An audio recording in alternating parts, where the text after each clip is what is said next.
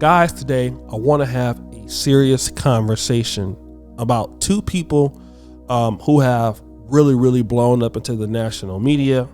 And that is Mr. Andrew Tate, who is still living, and Kevin Samuels, who was recently departed 3 months ago. I knew Kevin Samuels on a personal level. I have not spoken to Mr. Andrew Tate. I do know that he is of Romanian descent. He was a kickboxer.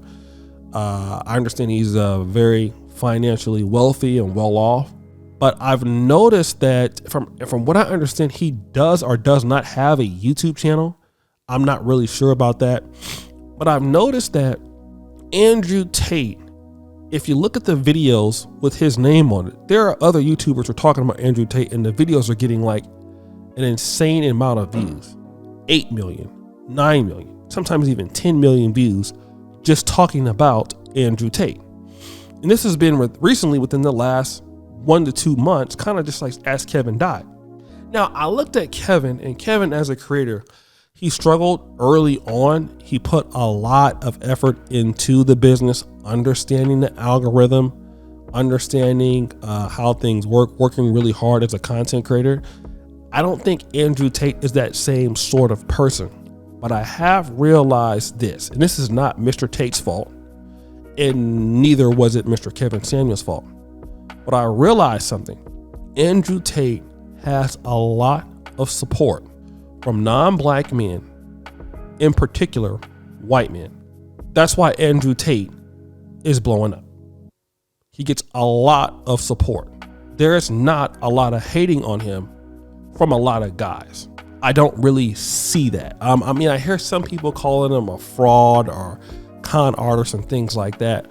But insofar as the guys in the sphere, like you see him getting support from Fresh and Fit. And to be honest, Fresh and Fit, there are like de facto white guys. They're kind of in the main manosphere, stream manosphere. They're not like the black manosphere guys. You see Andrew Tate getting support from all of the top players. That was much different with Mr. Kevin Samuels. Of course, in the black manosphere community, amongst the top ranking guys. And, you know, at that time, we're talking about guys like, of course, me, Obsidian Media Network, guys like that.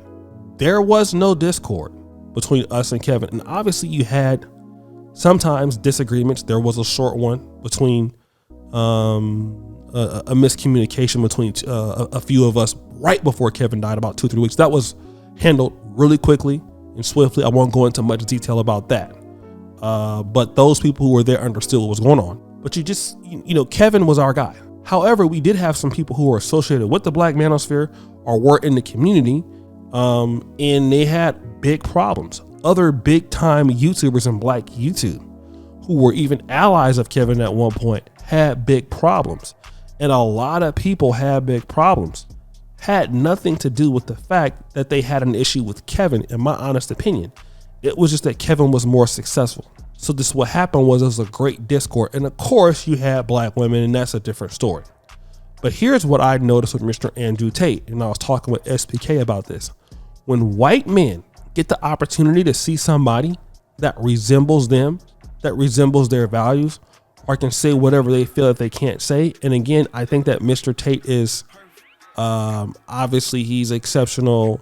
You know, in front of the camera, we're talking about certain things, but on average, I'm not really hearing him say something that Kevin Samuels has not said.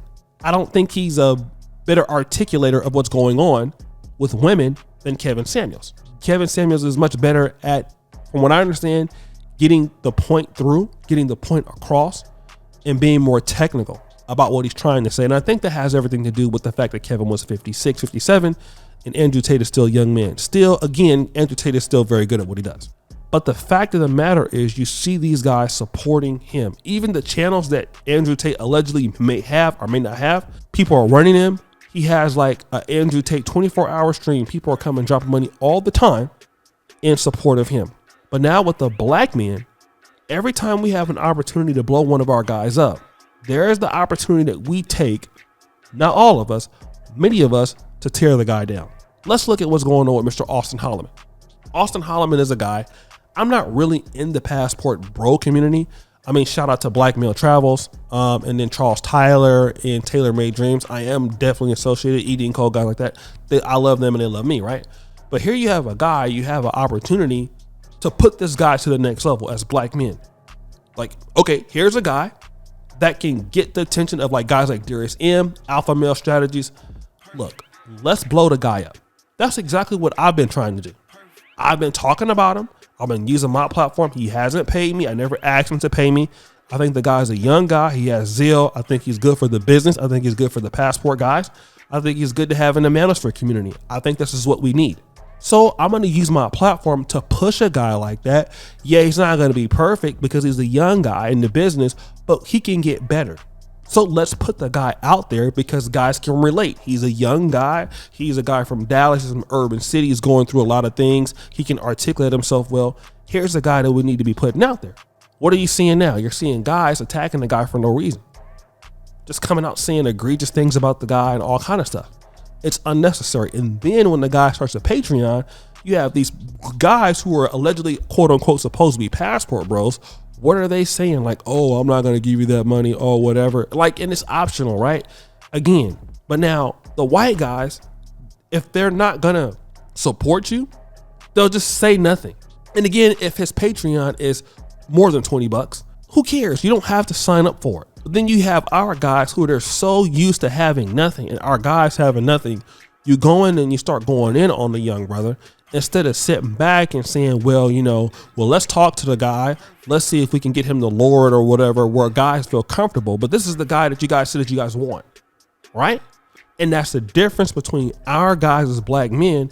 We don't know how to get behind the guy and try to prop him up to the next level, and then try to bring the next guy in and prop him up so that we can all be propped up and work together and hit a bigger market, because it's so much opportunity in this stuff. We can't get it all. But see, we're too immature as black men to understand it. And then we wonder why women in our community don't respect us. And then let me say this for you guys who are passport bros or whatever, you're going to wonder why people in other communities are not going to respect you, because that same attitude that you guys have in America, when it comes to working with other black men, when you go to the DR, when you go to Colombia, some of you guys who have that same perspective are going to be the same way.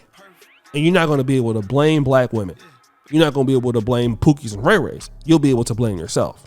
So that's what the white guys are doing with Andrew Tate. And I've been in the manosphere. I've stuck over here. I've had plenty of opportunities to go more mainstream.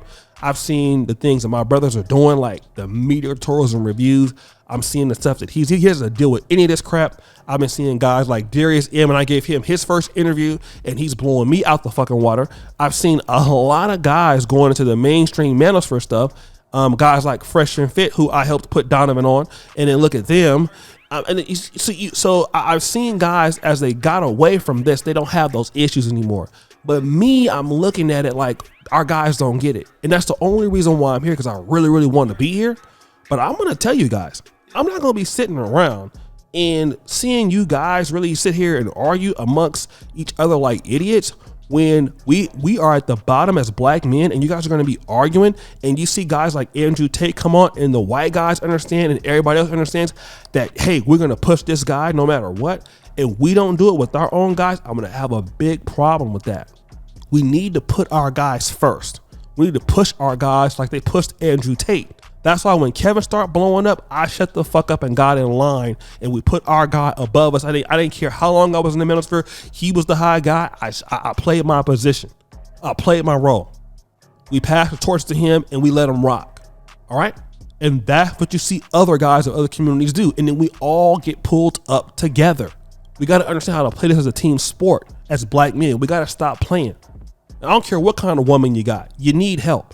You got a black woman, you need help. You got a Colombian woman, you need help. You got a Brazilian woman, you need help. And the kind of men that typically help you are the men in your community. So if you don't start finding value in yourself, then you're not going to have anything. And you need to start getting out of that kind of hatred for each other. It needs to stop. Black men have to stop. It is completely pathetic, and it makes no fucking sense. But guys, what do you think? It's your boy O'Shea Duke Jackson. I'm out.